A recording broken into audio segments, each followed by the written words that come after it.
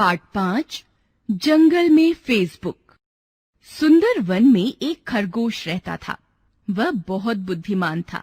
जंगल के सभी पशु पक्षी खरगोश का बहुत सम्मान करते थे। जंगल में जब भी कोई मुसीबत आती तो वे तुरंत खरगोश के पास आ जाते। खरगोश भी उनकी समस्याओं को बहुत ध्यान से सुनता और जल्दी से जल्दी समस्याओं का हल ढूंढने की कोशिश करता। एक बार खरगोश वन में घूम रहा था।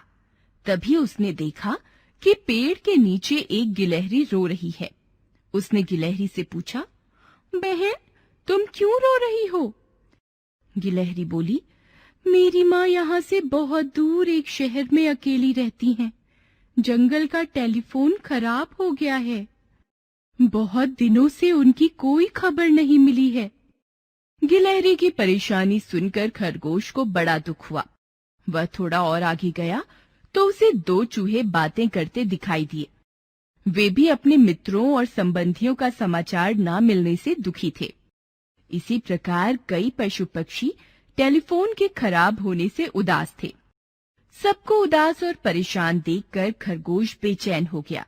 वह सबकी समस्याओं को सुलझाने का तरीका सोचने लगा। सोचते सोचते उसे एक उपाय सूझा। अगले दिन सवेरे सवेरे खरगोश ने सभी पशु पक्षियों को बरगद के पेड़ के पास बुलाया।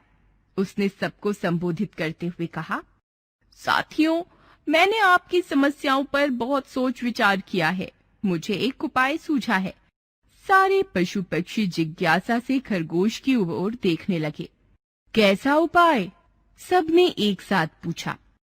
खरगोश बोला, देखो साथियों, समय के साथ चलने में ही हम सबकी भलाई है। इसलिए क्यों ना हम भी जंगल में इंटरनेट का प्रयोग करें।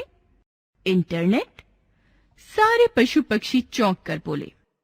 खरगोश मुस्कुराते हुए बोला, हाँ साथियों, अब हम इंटरनेट का प्रयोग करके अपने परिचितों, मित्रों और सगे संबंधियों के साथ जब चाहे बात कर सकते हैं और हर तरह की सूचनाओं का भी आदान प्रदान कर सकते हैं। तोता फुदकते हुए बोला, पर दादा, सूचनाओं का आदान प्रदान तो हम टेलीफोन के द्वारा भी कर सकते हैं। हाँ मिट्ठू तोते, तुम बिल्कुल ठीक कह रहे हो। टेलीफोन पर हम बात तो कर सकते हैं, परंतु इंटरनेट के बिना एक दूसरे की तस्वीर नहीं देख सकते। एक दूसरे की तस्वीरें देखने के लिए तो हमें इंटरनेट की आवश्यकता पड़ती है। खरगोश की बातें सुनकर सभी पशु पक्षी हैरान होकर एक दूसरे को देखने लगे।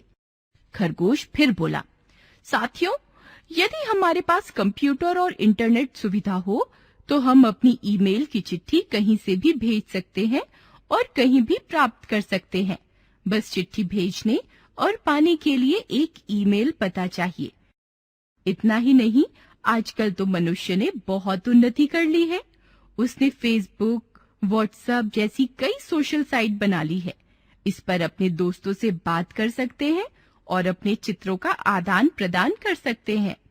आपके जन्मदिन का अवसर हो तो सबको ईमेल द्वारा निमंत्रण दीजिए।